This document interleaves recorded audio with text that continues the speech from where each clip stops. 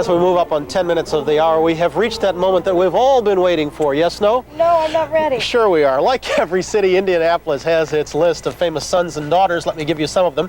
23rd President of the United States, Benjamin Harrison. Poet James Whitcomb Riley. Songwriter Hoagie Carmichael. Author Kurt Vonnegut Jr. Basketball star Oscar Robertson. David Letterman.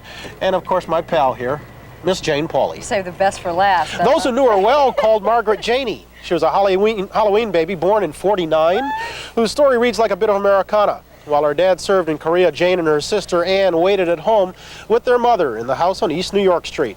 But Jane's favorite place was her grandparents' farm out in Franklin, where the Pauley girls and their cousins spent their spare time, such as it was, playing in the barn. Her childhood best friend remembers living next door. Living next door to Jane was a real adventure. We spent many hours buggying her big sister Ann. We were the little girls that couldn't do anything right.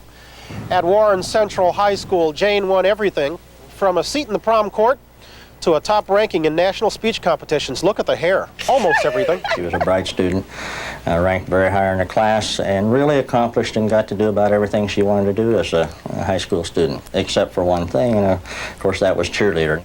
Janie, if it makes you feel any better, I didn't make cheerleading at Warren Central either. Channel 8 News, the nightcap edition.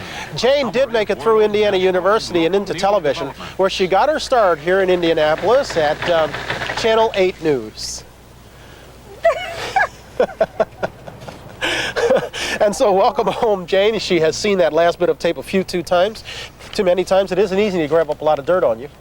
You know that, don't you? Good. Probably because there isn't any. We have managed, though, one surprise. We have found the one person who still might make you stand to attention. He is your mentor, your former speech coach. He is Harry Wilfong, who has flown in here specifically from Hawaii to be with us. Yeah. You know, this guy. Harry, sit down.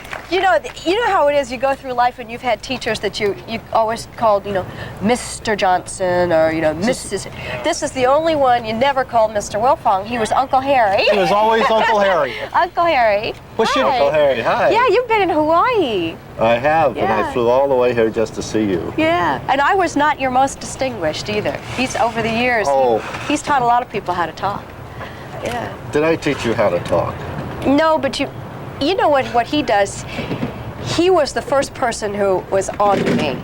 He was on to me. He knew that Jane was a little lazy. Is that right? Yeah. So you had to kick her every now and then? I had to chase her. Yeah. And he was so happy when as Donna Falconberry said, or Donna Walden, excuse me, Donna, that when I didn't make cheerleader and I was 14, I guess, and this was a major disappointment in my life. And you were so thrilled. And I was cheering because you did. She's talking so Because I much get so to that go you to won't speech answer any meetings. questions about her. Oh, I'm What do you sorry. want to know? What do you want to know? We want to know what she was good at and what she wasn't so swell at. What she was good at. She was good at avoiding me. Is that right? Right. She was also very good at not looking at me during speech rehearsals. Sentence structure was good, though? Very good. Voice projection? Excellent. Speaking extemporaneously? National caliber. Pronunciation? Very good. I'd like Outstanding. to interrupt. I want to interrupt. You know Shelley Long on Cheers? You remember Shelley Long, don't you? Oh, I love Shelley From Long. Fort Wayne? I certainly do. Hey. Shelley lived in Fort Wayne. I'm in Indianapolis, and Shelley was a competitor. And we knew you loved her more than us. Hang on, because we've got one other surprise. Mayor William Hudnut has come in here, and I'm sure he's got a bunch of things to pass along. Come on, Mayor. Thanks, Brian. Of course, we're very proud of Jane Pauley, so by the authority invested in me as mayor of your home city, I proclaim this Jane Pauley Day, and I'm glad to give you this proclamation. And I want to make you an honorary citizen. We don't want you to feel left out, so you're an honorary citizen of Indianapolis. Thank you. And we know that Willard loves to eat. What was your first clue? So we have brought Willard this bread car, race car, in bread. And Willard will get it in a few minutes, and I'm sure it'll all be gone by the next time I was he's on about to say, TV. it'll be up on blocks by the time we hit a station. We're honored to have you all here, and it's thank just you a great very thrill and an excitement for us. And welcome to Indianapolis. Thank you very much. No, that wasn't too bad, was it? That was lovely.